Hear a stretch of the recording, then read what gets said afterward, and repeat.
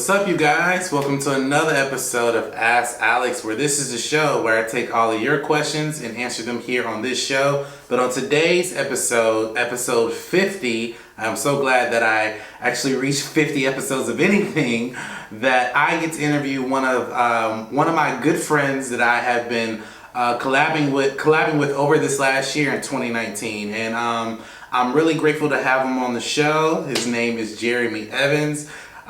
He is over the 2020 podcast. How are you doing today, Jeremy? Man, Alex, I'm doing great, brother. Thank you for having me. Congratulations on 50 episodes, bro. Thank you, bro. Thank you. I really, really do appreciate it, man. I've been wanting to do this for a while. I wasn't sure who I was going to interview next. So I was like, okay, should I do a celebrity or should I do someone I know? I was like, let me just go back to my roots. And I was like, let me interview someone I know. So I was like, let me hit up Jeremy. And I'm glad we were able to schedule a date. By the way, this interview will drop in 2020. So if this is the first time you guys seeing this will be in the new year. This will be the start off episode 50 of Ask Alex. But Jeremy, to get into your podcast, how did you get started in podcasting? Did you have like a background in radio or anything of that nature, or this is something you just thought of doing? Well, to be honest, it really came from just being a fan of stories. Mm-hmm. When my fraternity brothers and I would get together, we just catch up and just tell stories, and I would love hearing other points of view from my brothers. And mm-hmm. so I was told that I was really easy to talk to and people would kind of let their guard down. Mm-hmm. And so I have always been a fan of The Breakfast Club for years. Mm-hmm. And I kind of wanted to reach out into that, if not radio. Mm-hmm. And I moved to Mobile from Huntsville, Alabama. Mm-hmm. And I just decided to go for it one day. Mm-hmm. I saw all the negativity on the airways, on the news. And I just said, you know what? I'm just going to create the media and content that would uplift me. You know, the people I know, the stories I'd be glad to hear, the businesses that I reach out to that are up and coming. I was just delighted to hear their stories. And that's how 2020 podcast was born. No, that's actually really dope. Now, I've heard your podcast over this past year, and you guys talk about a lot of compelling issues that a lot of Black people go through, like mental illness, parenthood, all that great stuff, abuse. I was listening to one episode where I forget the one young lady we're talking to, but she was talking about her cooking. You also talk about that type of stuff on there as well. But I wanted to ask you, what are the core values that you like to target when you're doing your show, the 2020 podcast? My number one thing is transparency. Mm-hmm. If you're going to be on my show, mm-hmm. you have to be honest. Mm-hmm. Well, we're not going to create a false persona. The whole idea of 2020 is part of the adage, hindsight is 2020. Mm-hmm. Well, if looking back on things is kind of not really beneficial because you can look at things in a negative light, mm-hmm. what if we took that same spin and looked towards your goal with that same perfect vision? Mm-hmm. And that's how 2020 came to be. So mm-hmm. with that being the case, my main thing is just being honest with yourself. Mm-hmm. In a lot of cases, you have to self-evaluate, whether it's being about starting a business or self-empowerment.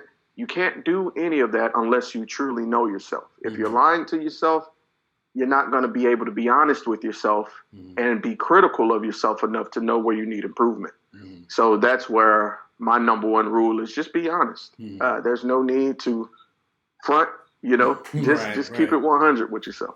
Now, the one cool thing I love about what you just said, there is a lot of transparency when you're doing your interviews. And I wanted to ask you, when you reach out to people to do interviews or vice versa, I've noticed that, just watching the ones, especially the ones on YouTube, it's more like a conversation. It's like they don't even realize they're on camera.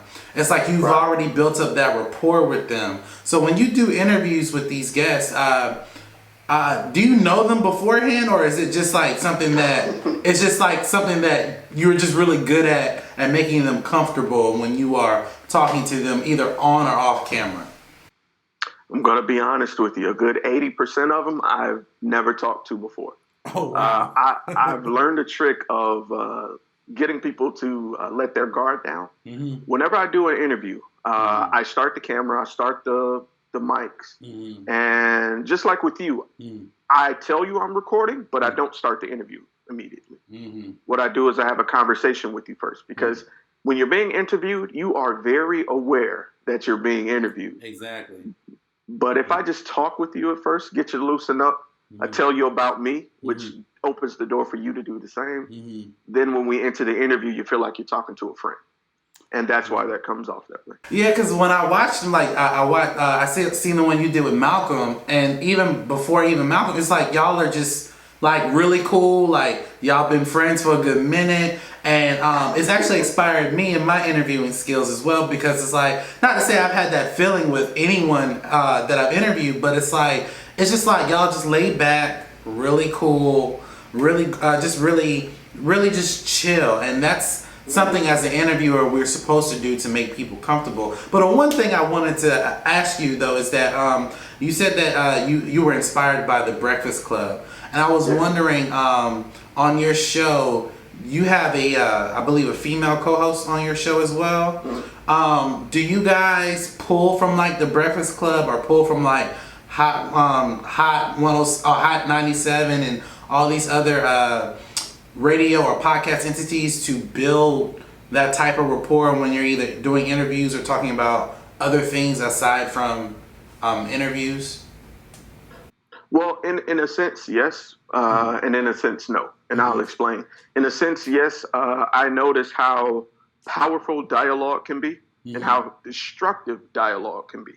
So with that being said, I know where to cut off a topic before getting too personal or before it becomes kind of risque or controversial. I know how to reach that limit and pull back a little bit. But at the same time, I do study them because they are proficient at it. Right. So I learn better questions or how to word a question to get a better response. So in a sense, it's like with newer hip hop acts. They study the greats and try to perfect it and, sharpen your own blade and make your own lane. So, yeah, and essentially yes and no. So I wanted to ask you a question that you actually asked me that I wanted to pose the same question to you. So what is your greatest memory of the 2020 podcast of this year? As we're wrapping up 2019, and like I said, for the viewers out there, this will air in 2020, but as we're wrapping up this year, what would be the best memory you had in your 2020 podcast journey? So far, there's one that comes to mind, and this one was completely out of left field. We were nominated for Marketing of the Year from a Gospel Music Award. Yeah. We were nominated for Marketing of the Year because what we do is we reach out to local businesses and we interview them for free in a very, business-oriented interview. And we upload it to iHeartRadio, SoundCloud, YouTube, all of that for free. So in a way, it gives them a way to advertise their own business without going to an advertising firm. Right. So apparently, this gospel committee here in Mobile, Alabama, where I'm located, took notice of us, and we were nominated by someone. We don't know who. And we didn't win, but it was the fact that we were nominated. Just the previous year, we were presenting an award, and that following year, we were nominated. And so that was huge to me. That's actually pretty dope. Yo, that's actually really cool. It's really good to hear. I'm proud of you guys, man. That's actually really cool because, not a lot of times I hear where people get nominated for stuff, especially in their own city. So for the fact that you got nominated for something like that, that is actually awesome, man. Keep pushing. But another question I want to ask you, actually, is another question you asked me as well. Let's do it. Where do you see? Well, actually, no. Before I ask that question, I want to wait to the end for that. Dang, what was I gonna say? Where do you see 2020 going in the near future? Man. Well, not to show all of my cards right now. Mhm. I am working on a couple things to expand. Okay. We're currently working on licensing ourselves as a company. Okay. And actually, the way that happened was through an interview I conducted with a one Moshe Donald, who is here. She owns a CBD oil company. And in the middle of the interview, we took kind of an intermission. And I said, you know what? I would like to be an LLC one day. And she was like, just tell me what you need. We'll do it. Oh, wow. And that's what's up. Yeah, man. Yeah, man. And shouts out to you, Moshe, if you're seeing this. But yeah, we're definitely going to expand. We would like to get to a point where we are self-sufficient. I do this kind of as a passion project. It's kind of my hobby. I do it on my off days, and I still do work a regular full-time job. But in the future, I would love to do this full-time. I would like to make my work for me, essentially. Right. I think as content creators, we all want that same thing where we can leave our full-time job and make this our bread and butter right here. Now, the next question I was going to ask you, what are the challenges of doing this show? You mentioned that, you do this on your off days. But I will say, though, just following you this year, you've been pretty consistent. Like, at least each month you put out 2 or 3 videos. And then on the podcast side, there's a podcast on SoundCloud and iHeartRadio that you put up consistently as well. So how do you find that balance of making content and putting it on these different avenues where people can listen? Man, I'm going to tell you this. Google Calendars is everything. It is absolutely everything. If I didn't have that app on my phone, I'd be lost, brother. And it's just a matter of setting a structure where you have, I have my time where I decompress and relax, but I also set a particular time during the weekend where I do work on it. It isn't so much where I feel like I'm playing catch up because I don't want to get burned out because it will show. But I just designate a time. I schedule it very meticulously. And quite honestly, that's it. That's the plain and simple version of it. Just managing my time as best as I can. I know that my schedule for the week is this, and I have X amount of hours during the weekend. That means I'll dedicate, let's say like yesterday, I dedicated about 4 hours of editing. And that may not sound like a lot, but given the amount of interviews that I completed, that now sets me up for the holiday season. They're already done, so I can just schedule them to release without me having to physically have hands on it, So just time management, man. Yo, I want to get to that place. Actually, in 2020, that's like my declaration for my channel, Momentum Media. Like, I'm just going to pre-record and edit and fully package it. So that way, all I got to do is just share. Because it makes it so much simpler on me. But also I'm trying to get into the live stuff as well. So do live shows. I'm still trying to figure out that technology as well. So that's kind of crazy. But I love how you said that you just, you put things in the calendar where you have it scheduled and all you have to do is just release at your own time, which I think is actually very encouraging for content creators. So that way they know how to schedule their time when they know they have time to put out their own content. And the one thing I also wanted to ask you about your podcast is that aside from the challenges that you go through in terms of scheduling, do you believe that, well, I'll put it to you like this. Did you ever feel like your channel or your podcast was not where it should be? Like, I remember you asked me, like, did I ever feel like my YouTube channel and the things I'm doing was not where I thought it would be at this particular time? Right. Yeah, all the time, brother. And just like actually before you and I did our interview for my channel, I had just hit 100 subscribers, and I celebrated it, but at the same time, I'm at the round table of guys like you who have like 1,000 plus, and I'm just like, man, I'm discouraged. I just need to catch up. But at the same time, I had to sit back and smell the roses that, hey, I started out with just 1 and I made it to 100. and now I'm knocking on 150. So I'm just thankful. So I think with me realizing so much with my podcast has to do with seeing the future of things, it's kind of given me the more optimistic look at things. Whereas, yeah, I'm not where I want to be, but I'm still striving. I'm still going. You know, you shoot for the stars. That way, if you miss, you land on the moon. So, you know, that's how it goes, man. You know, everything doesn't go according to plan, but I still keep going. And that's what's important. Now that's actually really good to hear. I would like to point out when I started YouTube and I wasn't consistent, I didn't even have a foundation of what I wanted to do. It took me like a year to get like 30 subscribers, which it took you less than a year to get over 100. So that I am definitely proud of you to do, of you doing, because again, like I said, like this is just this year alone, there's that element of consistency. You're putting out content that people want to hear and watch. But I wanted to add something to my interviews that I'm going to do with every guest, is that for 2019 and also when we get into 2020 as well, I'm going to ask a guest what was their favorite movie of this year. So I wanted to ask you, it could be any film, I don't care what it is. What was your favorite movie of 2019? Favorite film of 2019? You really threw a curveball at me with this one.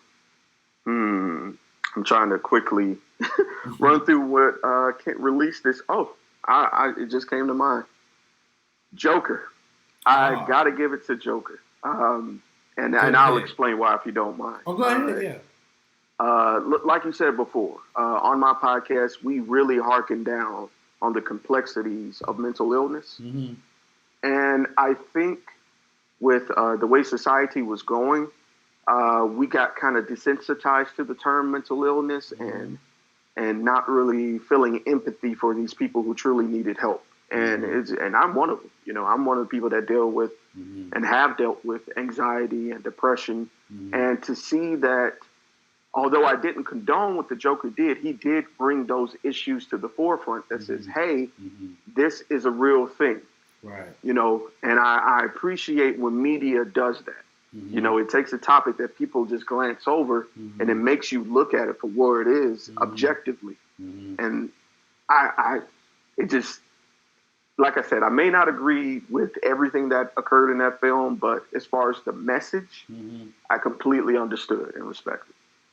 Yeah, that's actually a good pick. I enjoyed that film because it wasn't, for me, people keep saying it's the greatest comic book film this year. I don't consider it a comic book film. I mean, that man could assume the identity of anything and still went crazy. It didn't have. It just happened to be a clown in Gotham. You know. So, but I agree with that. I really did enjoy that film too. And the next question I wanted to ask for 2019: what was the worst movie you saw in 2019? Ooh, worst movie. Let me think, because I've seen some downers. Oh, well, this is going to upset some people. But I did not like the Lion King remake like everyone else did. Okay. Yeah. It was very disappointing to me. I was not impressed. You know, and I attribute most of it to nostalgia. I'll admit that. But it just didn't have that same oomph, you know, that same emotional attachment. You know, true, you know, James Earl Jones returned as Mufasa. Cool. But it just didn't, it felt like it wasn't my movie, you know, and I get it, it wasn't. It was a retelling. It just didn't hold that same emotional weight to me. You know, it's funny. I wasn't going to say what mine was, but you know, this might piss some people off too. Mine was the Rise of Skywalker. I wanted to say that. The Rise of Skywalker. Don't get me wrong. How can I say it? It was good for what it was. But it compared to the last few Star Wars films that have come out, trash. I didn't like it. I mean, I liked it, but I didn't like it like Episode 7 or 8 or even the previous films. So I won't say it's trash, but something about it wasn't Star Wars for me. Right. I'm with you. But yeah, so I wanted to ask you those too, I wanted to get the ball, well, not the ball run, but get some kind of fan questions in there, because a lot of people ask me, hey, you should ask the people you're interviewing what was their favorite movie or favorite event of their year or the month that we're in. And I wanted to ask you one last question, because we talked about the future of your channel, but I wanted to also ask you, did you ever think about expanding your channel, expanding your podcast? And what I mean by that is that I know that you have a co-host, and I know that you put your stuff through different lanes of media. What I mean by expanding, like, do you ever think you could ever hit like one of those, like a national level of like those podcasts? Like, for instance, there's other podcasts that I can go to that everyone knows, right? I was wondering, like, do you ever think about, have you ever thought about expanding it that far where you have multiple people on your show critiquing like mental illness or talking about real life things, stuff like that? It's funny you brought that up. I just hosted a think tank last week, and that was the agenda, to create a round table. And it is coming together. It's going to be in 2020. You know, if you're watching this now, it'll be this year. But yes, I am. I would like a different representative from every region.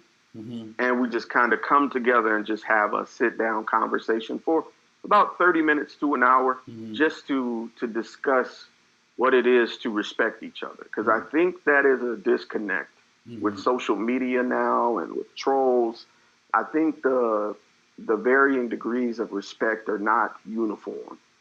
I think the respect I would have for someone else may be more than what they would have for me. So I'm trying to figure out how can we all get back onto that same self-love. And once we do have that understanding of respect, hopefully the communication will be a bit easier between generations. So just trying to leave our mark and just trying to embetter ourselves, you know, from location to location. But yeah, short answer, yeah, man, we're working on it. Well, that's actually good to hear, because that's where I kind of see that vein going, where you guys, you know, like it could be like a panel of you guys talking about these issues. And like I said, like you guys are knocking on 150. It won't be long until you guys are knocking on 150,000, you know, so, I see that with you guys. That's why I'm like, you guys are doing some really cool things. I catch up on your interviews every time you drop them. I mean, I catch them that day, but I definitely try to catch them when you put them out. And if anyone who's a viewer or a fan of mine, please check out Jeremy's podcast, the 2020 podcast. He streams on iHeartRadio, his own YouTube channel, and SoundCloud. But where can the people also find you on social media? If you want to message me directly, you can find me on Facebook. My name is Jeremy Evans. That's JeremyEvans. You could actually follow the 2020 podcast on Facebook as well at the 20/20 podcast. Or if you're doing the little at search, it's at the 2020 PC. And we're also on Instagram. Go give us a follow at 2020, and that's 2020_podcast. And yeah, we'll if you just want to shoot the breeze, just chat it up, maybe get some words of encouragement. Hey, we're always down. We love interacting with our fan base. Absolutely. Every day we're posting something on our Facebook pages, whether it's a meme or an interview or a snippet. We interact with you guys. You guys are our lifeblood. We like to keep our hand on the pulse of the community. So definitely give us a follow. What's up? That's what's up. And you guys know where you can find us here on Momentum Media, here on my channel as my channel Momentum Media, but the show as Alex. Please, guys, like, comment, and subscribe to my YouTube channel. That way you get all the updates of every time I am releasing a video here on Ask Alex.